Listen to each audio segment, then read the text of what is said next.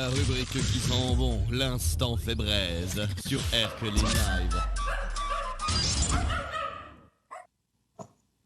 Et voilà, c'est le retour de Kenny qui nous a apporté une petite surprise aujourd'hui. Encore une nouvelle rubrique, mais décidément, ça ne s'arrête plus. Alors, dis-nous, Kenny, c'est quoi cette fameuse rubrique ? Eh bien aujourd'hui, dans cette nouvelle chronique, comme tu as nommé Fébraise en l'honneur de notre mascotte préférée et odorante, dans cette chronique, on va parler des animaux. Et aujourd'hui, je vais mettre à l'honneur les furets. Mais est-ce que vous aimez les furets ? Non. Oh. Mais moi, faut pas me demander ça, j'aime pas les animaux. Ah mais pourtant ils sont absolument adorables et je vais te donner plus de raisons de les adorer parce que bon, on sait bien sûr que beaucoup de personnes vous les voient un petit peu comme des animaux sauvages, des animaux odorants, etc. Mais enfin, qui de mieux pour nous parler des furets que Pascal qui possède Codis Ferret ASBL, qui est un des 3 refuges à furets en Belgique. Et le refuge de Codis Ferret ASBL se trouve justement dans Herculine même. Et donc j'en ai profité pour l'interviewer à distance bien sûr. Et il a eu l'amabilité de m'envoyer des images de son refuge en plus. Donc on vous met cette capsule tout de suite. Qu'est-ce qui t'a donné envie d'ouvrir un refuge pour furets ? Je me suis dévoué pour eux. J'ai toujours aimé les furets et quand j'ai eu la possibilité de pouvoir ouvrir le refuge, je me suis consacré à eux. Au moins, on fait quelque chose de bien de sa vie parce que c'est des petits animaux qu'on sauve. Naturellement, ils n'ont pas toujours une bonne réputation parce qu'on a toujours critiqué le furet. Ah, animal sauvage et puant. Ce n'est pas vrai. Il suffit d'apprendre et connaître. Beaucoup de gens maintenant adoptent et le furet est devenu le 3e animal de compagnie. C'est pas difficile. C'est même aux États-Unis. C'est vrai qu'en Belgique, malheureusement, il y avait très peu de structures pour les furets et c'est comme ça que l'envie m'est venue de pouvoir travailler et de faire quelque chose pour eux. Quelles sont les questions à se poser pour se dire qu'on est prêt à adopter un furet ?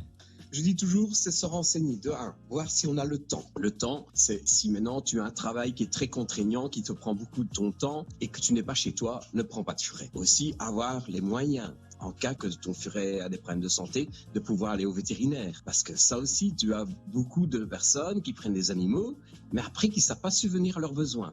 Ça, c'est le gros problème. La 3e chose, c'est de vérifier si tu as un environnement qui peut permettre d'accueillir un furet. Parce que si maintenant tu es en appartement, tu as une porte coulissante avec un balcon et tout ça, ça peut être dangereux pour le furet. De cette là, il faut sécuriser. Maintenant, ou alors si tu as une maison, voir si tu peux faire un endroit pour qu'il ait une pièce pour pouvoir être accueilli et qu'il n'y a pas de risque qu'il s'évade. Parce qu'il faut savoir que le furet n'est pas comme un chien ou un chat.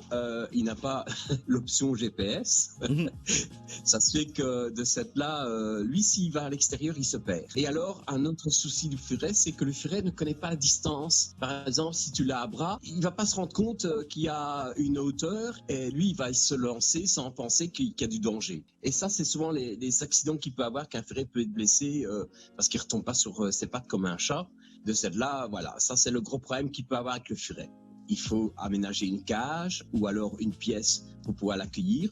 Et la cage, il faut quand même qu'elle soit avec de l'aisance, que le furet puisse pouvoir bouger dans sa cage. Et alors, aménager un espace pour qu'il puisse être en liberté, parce qu'on demande que le furet soit en liberté minimum 2 à 3 heures par jour, pour qu'il puisse se défouler. Parce que le furet est quand même un animal qui dort quand même aussi pas mal. Ça c'est qu'il dort sur sa journée 12, 13, 14 heures des fois.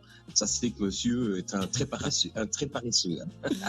On voit souvent le furet comme un animal sauvage. Qu'est-ce que tu peux nous dire par rapport à ça ? Aussi, en parlant justement de l'animal sauvage, il faut savoir que le furet n'est pas un animal qui se trouve dans les bois.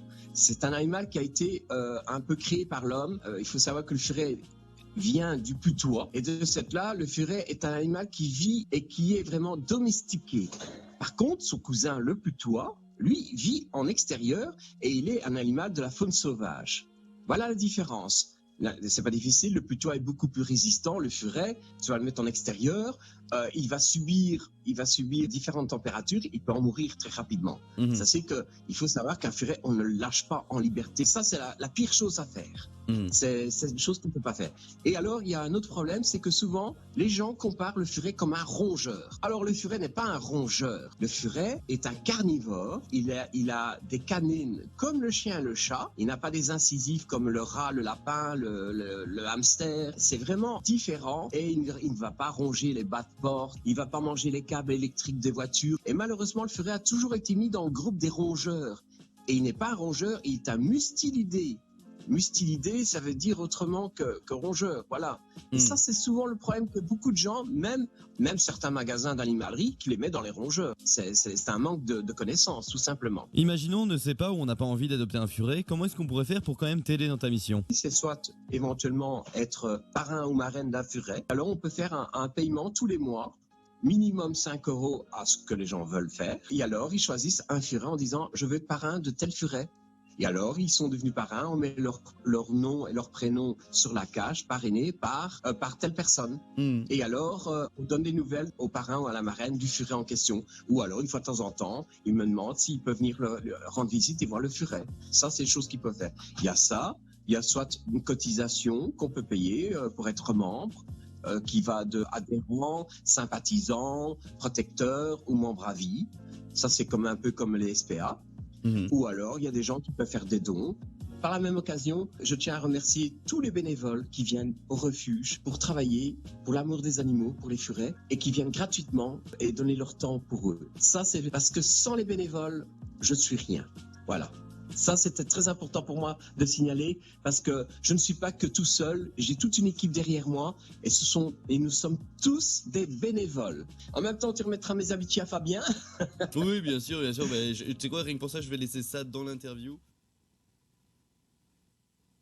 Et bah, ce qui fait que c'était les minutes. Donc, je sais pas si vous avez entendu, Fabien, à la fin, le fait qu'il te faisait la petite dédicace. Ouais, tout à fait, très sympa. C'était mes.